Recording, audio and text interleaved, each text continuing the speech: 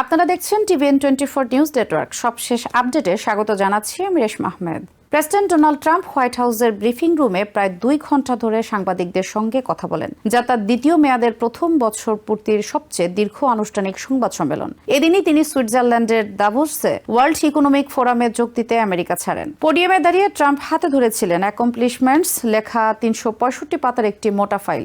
এখানে তার প্রশাসনের প্রথম 365 দিনের কর্মকাণ্ড তালিকাভুক্ত ছিল।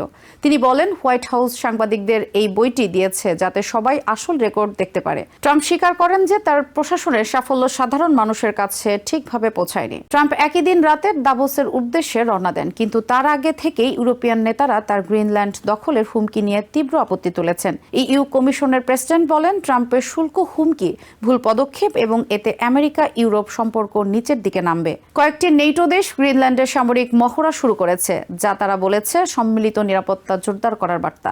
দাভোস যাওয়ার আগে ট্রাম্প সোশ্যাল মিডিয়ায় একটি এআই তৈরি ছবি পোস্ট করেন, যেখানে দেখা যায় তিনি গ্রিনল্যান্ডে আমেরিকার পতাকা স্থাপন করেছেন, পাশে জেডি ভ্যান্স ও মার্কো রুবিও। শেষ প্রশ্নে ট্রাম্প জবাব দেন, তার সবচেয়ে বড় 3টি সাফল্য হলো সামরিক শক্তি পুনর্গঠন, বিশেষ করে ভেনেজুয়েলা অভিযান, আমেরিকায় বিনিয়োগ ও ব্যবসায়িক চুক্তি বাড়ানো এবং প্রেসক্রিপশন ওষুধের দাম কমানো।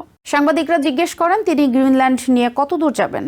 ট্রাম্প শুধু বলেন, সবাই জানতে পারবেন।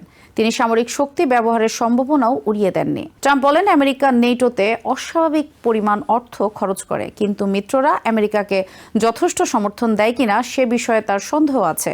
গ্রিনল্যান্ডের মতো পানামা ক্যানেল ফেরত নেওয়া কি এখনো ভাবনায় আছে? এই প্রশ্নে তিনি বলেন, কিছুটা হলেও আছে। ট্রাম্প বলেন, তাকে নোবেল শান্তি পুরস্কার দেওয়া উচিত ছিল। তার দাবি, তিনি 8টি যুদ্ধ থামিয়েছেন, তিনি বহু মিলিয়ন মানুষের জীবন বাঁচিয়েছেন।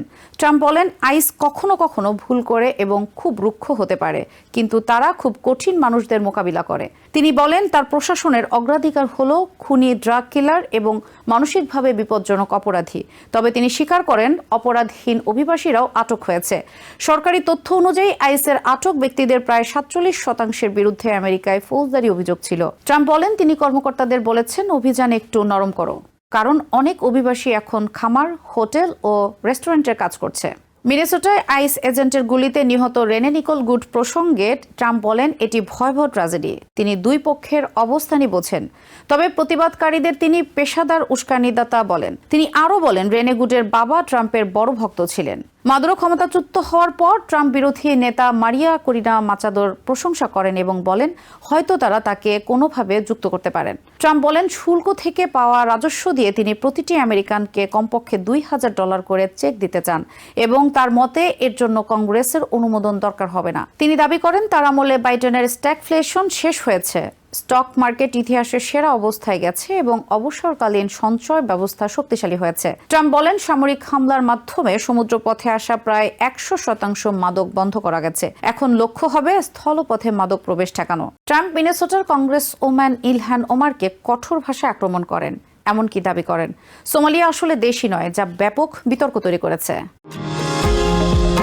নিউ ইয়র্ক থেকে সম্প্রচারিত TVN24 টেলিভিশন বিশ্বজুড়ে বাঙালির কণ্ঠস্বর।